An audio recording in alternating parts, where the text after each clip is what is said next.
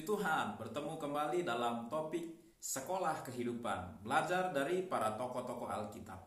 Karena mereka punya banyak kelebihan walaupun juga ada kekurangannya. Jadi kita belajar dari kehidupan mereka karena mereka sudah melewati ujian, cobaan, dan mereka mengalami kemenangan yang luar biasa. Dan hari ini tokoh kita masih tetap tokoh Daniel, saudara yang dikasihi Tuhan, yang berkiprah dalam dunia politik, dunia pemerintahan sebagai pejabat kerajaan. Namun kita lihat dia berkemenangan melewati ujian, godaan, cobaan. Dia lewati dengan integritas yang luar biasa karena dia orang yang punya integritas di hadapan Tuhan.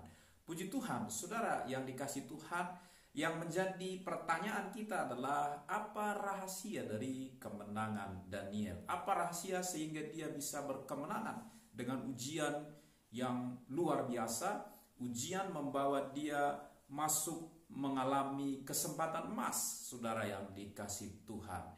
Justru lewat ujian, tekanan itu, dia punya kesempatan untuk menafsirkan mimpi raja. Dan kesempatan itu justru mengangkat dia menjadi pemimpin-pemimpin penting di kerajaan. Baik itu Daniel, Ahasiweros, Nebukadnezar. Saudara yang dikasihi Tuhan, menjadi rahasianya adalah bahwa Daniel kita temukan seorang yang tekun membaca kitab sucinya. Itu rahasianya, saudara. Seperti Alkitab berkata, orang yang merenungkan firman Tuhan siang dan malam, tidak duduk dalam kumpulan pencemooh, tidak berdiri dalam kumpulan orang fasik, tidak berjalan dalam hidup mereka, tetapi yang kesukaannya adalah merenungkan Taurat siang dan malam. Dia seperti pohon yang berbuah di segala musim kehidupan. Itulah Daniel, saudara. Dan kita lihat bagaimana dia baca Alkitab dan bagaimana dia menerapkan kebenaran-kebenaran firman Tuhan dalam hidupnya. Dia baca hukum-hukum Musa, dia baca tulisan-tulisan Musa, saudara. Dan itu tertanam dalam hidupnya sehingga dia tidak menajiskan dirinya dengan makanan raja karena dia tahu persis ya kebenaran firman Tuhan. Dia jaga hidupnya sesuai dengan kebenaran firman Tuhan. Dan yang kedua, saudara, Daniel ini seorang yang kuat ataupun tekun di dalam doanya. Alkitab mencatat, kita menemukan bahwa 3 kali dalam sehari dia berdoa. Walaupun sudah dilarang, dia tetap berdoa. Walaupun nyawa taruhannya, kalau dia berdoa, dia tetap berdoa. Jadi kedua hal ini komplit dimiliki oleh Daniel. Bukankah kita paham betul seperti juga kata-kata bijak ya?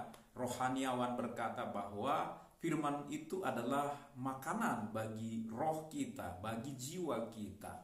Dan doa itu adalah napas kehidupan. Nah, saudara yang dikasihi Tuhan, kita mungkin bisa tidak makan 2-3 hari. Ya walaupun lemas tapi bisa mampu tanpa makanan, ya. Tetapi ya orang tidak akan bisa mampu hidup ya tanpa air atau apalagi tanpa napas. Doa itu adalah napas kehidupan. Kedua hal ini ada di dalam pribadi Daniel. Jadi dia kuat dalam firman, dia kuat dalam doa, sehingga kita menemukan catatan Alkitab. Dia punya kebijaksanaan, bahkan catatan Alkitab dia punya roh yang luar biasa. Rahasia semua spiritual yang luar biasa ini karena apa? Suka merenungkan firman-Nya dan rajin berdoa. Hari-hari ini mungkin tantangannya tidak jauh berbeda yang akan kita alami ke depan dalam menghadapi kehidupan dunia yang penuh godaan, penuh dengan yang menggiurkan, mengenakkan, tetapi menjauhkan kita dari Tuhan. Kalau kita mau kuat seperti Daniel, kita ikuti jejaknya.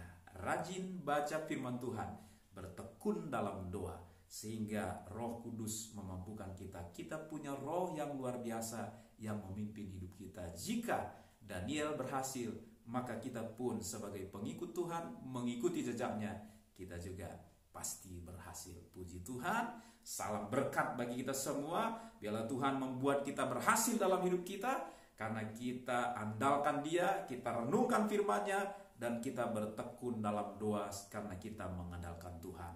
Tuhan Yesus memberkati kita semua. Ketemu pada kesempatan berikutnya.